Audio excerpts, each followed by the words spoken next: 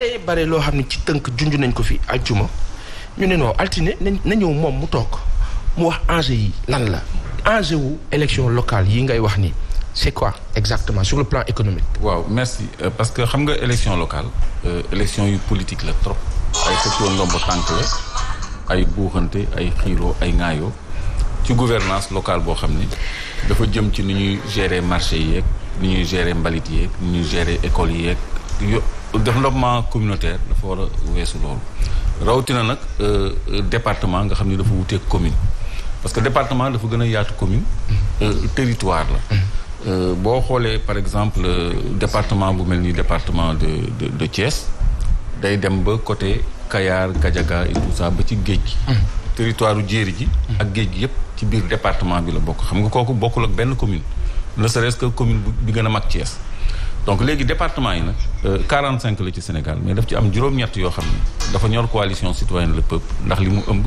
ci koom-koom ak ci enjeu économique ak géostratégie. juróom-ñett 8 ci 45 juróom-ñett waaw juróom-ñett yooyu Kédougou la Tamba parce que benn région la woon ñu scindé ko en deux Saint-Louis Thiès Tivaouane Fatick Foundiougne ak Ziguinchor donc bu ngeen xoolee Kédougou ki fa bëgg a postuler opposition bi ki ci gën a fës muy Moustapha Guirassy ñu ngi koy tere par tous les moyens juridiques et politiques pour mu bokk ci élection yi parce que foofu pour rien au monde APR perte ko parce que may fàttali rek comme ni mu ko waxee woon ni président Macky Sall dafa ñëw au pouvoir avec un scandale de ArcelorMittal benn société bi ñu waroon jaay feeru Sénégal bi signé woon contrat ci feeru Sénégal respecté wul ay engagement am ñu porté ko plainte au niveau international mu waroon ñu damper 2500 milliards.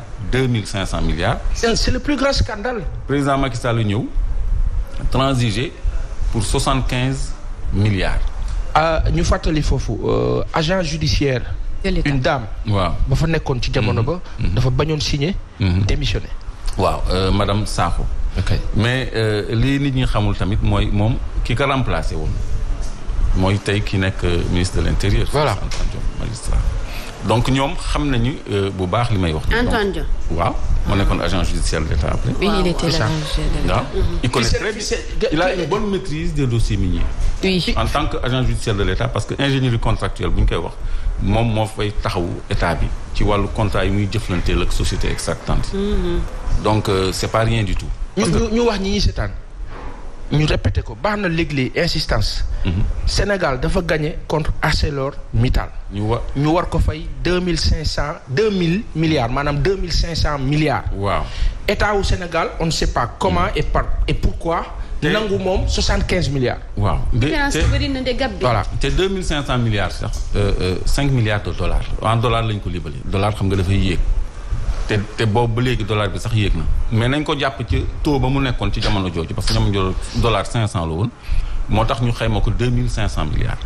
léegi président Macky Sall ñëw agent judiciaire boobu madame Sakho bañ signé ñu démettre ko indi keneen léegi ñu transigé pour 75 milliards. mais 75 milliards yi xam nga kañ lañ ñu ko fay bi coow li jógee suñu classe bi ñu yëkkatee coowu ArcelorMittal ci lañ ko fay. ci ñetti at fay ñu ko sax kaas ci loi trois lois de finances rectificatives yu toftaloo. mais c'est terrible. lañ ko dugal te ba léegi benn 5 milliards bi duggagul ci budget bi amul benn rubrique buñ ko inscrit 5 milliards boobu donc 70 milliards sax moo dugg ci budget bi ci ñetti at lañ ko fay dañ ko dabaatal ndax coow li kooku muy benn donc différence bi c'est 2425 milliards 2500 moins 75 ça fait 2425 milliards yoo xam ni kenn lijjantiwu ko pour revenir ci sujet bi ci département bi importance am 2019 bi ñuy dëgmal élection yi dégg ngeen Pierre Goudiaby Atepa yuuxu amatee opposition bi yëpp ni Macky Sall mu ngi waaj a signé benn MOU Memory of Understanding mooy njël benn contrat pré-contrat à la société turque Tosyali bi nga xam ni président am ñëwoon na fi sax en visite ak Fouad Tosyali bi nga xam ni moom entreprise boobu alors léegi bi coow li bëree président Macky Sall aussi tegaat dossier bi ci suuf mais comme moom fégal na muy waaj a dem gis nga bu gagné département boobu il va signer le contrat. te contrat boobu projet intégré la dafa am une mine boo xam ne réserve 1 milliard de tonnes la benn complexe sidérurgique usine buy transformé weñ yi ak benn centre de formation au métier du fer ak benn voie ferrée à grand écartement de Kédougou à Bargny et un port minéralier à Bargny loolu mooy projet MIFERSO bi MIFERSO mooy société sénégalaise bi nekk ci fer bi comme ni Petrosen nekkee ci pétrole bi donc loolu ay milliers de milliards d'enjeux ci jamono boo xam ne dañu nekk ci la guerre de l'acier xam nga dégg ngeen ñuy wax la guerre de l'acier entre États-Unis Chine ak Europe léegi Europe le président Macky Sall bëgg a positionné par Tosyali yi bi nga xam ne ay naar lañu naar yi ñoom dañu tàmm joxe ci suufu table bi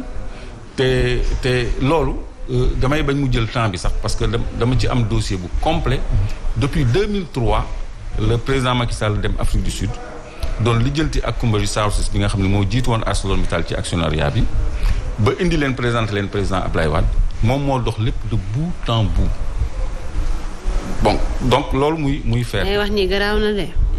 ay preuve vidéo laa ci am sax man télé laay waxee tout le temps. procureur di ma déglu président di ma déglu. ingénieurs yi di ma déglu. ñu nekk ci terrain bi di ma déglu ñu nekk ci université di ma déglu.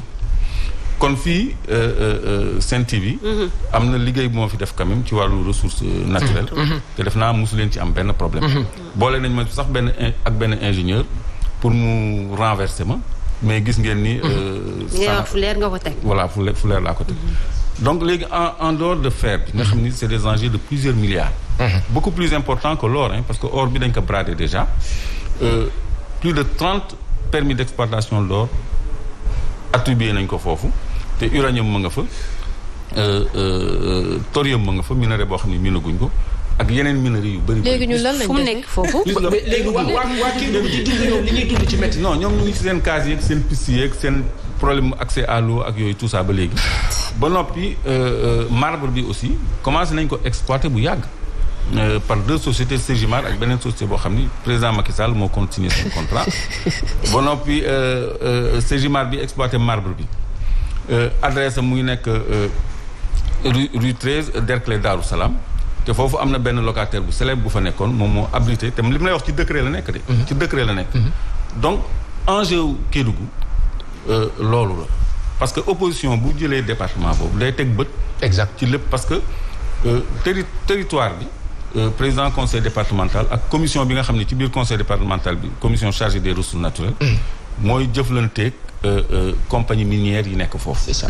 pour am seen ay retombées fiscales te fii nit ñi RSE rek la ñu xam responsabilité sociale d'entreprise wala appui institutionnel nga xam ne xaalis direct la ñuy jox maire yi wala département bi mais am na yeneen source yoo xam ne prélèvement minier minimum ak fonds de péréquation minier c'est-à-dire bu fekkee ni Kédougou moo am or li muy am ci or bi 100% yi ñu jël par exemple 30% yi def ko ci benn caisse Saint-Louis bi am gaz 30% yi ñu jël ko def ci et cetera pour jox ko département yi nga xam ni amuñu ressource naturelle ñoom tam ñu mën a am source financement seen budget pour ay question d'équité territoriale donc fonds boobu tamit lu mën a indi ay revenu la ci département yeeg communes yi donc loolu je crois que nit ñi comprendre ñu lu tax malgré que Moustapha Guirassy nekk dans le bon droit ñu bëgg ko tere mu nekk candidat yéen a ngi fàttaliku Saint-Louis aussi en 2014 Ahmed Fall Baraya moo gagné woon c'était évident mais dañ ko nangu ci moom mu déployer force de l'ordre yi ba ay magistrats démissionné pour jox ko Mansour Faye mi nga xam ne au sein de la commission chargée des ressources naturelles ci département de Saint-Louis te waroon nekk interlocuteur Cosmos ak BP mi nga xam ne ñooy exploité gaz bi un potentiel de 70 000 milliards de pieds cubes de gaz 70 000 milliards de pieds cubes de gaz plan de production bi Cosmos déposé pour fin 2022 bi nga xam ne 2022 jot na ba pare 14 millions et demi de barils de mètres cubes plutôt de gaz moom moo war a génn foofu non Saint-Louis cette fois maa ngi Saint-Louis léegi dama bëgg a wër quelques départements pour joxe une lecture des enjeux yi fa nekk parce que foofu ay milliards et milliards mètres cubes de gaz ñoo fa nekk te plan de production bi ñu déposé ñu war ko doxal fin 2022 14 millions et demi de mètres cubes de gaz moo fa war a génn waxuma par an waxuma par mois mais par jour chaque jour 14 millions et demi de mètres cubes mooy génn foofu. kon ñun tekki nañ léegi loolu ah. ma ni kon ñun tekki nañ dëkk bi dina changer. normalement mais am na yoo xam ni dañ ko ci laxas ba nga xam ni li mu ñu waroon a jëriñ duñu ko jëriñ fi mu nekk nii. ñenn ñi rek lay jëriñ. mais Clédor baal ma 2 secondes. li ngay nekk di expliquer.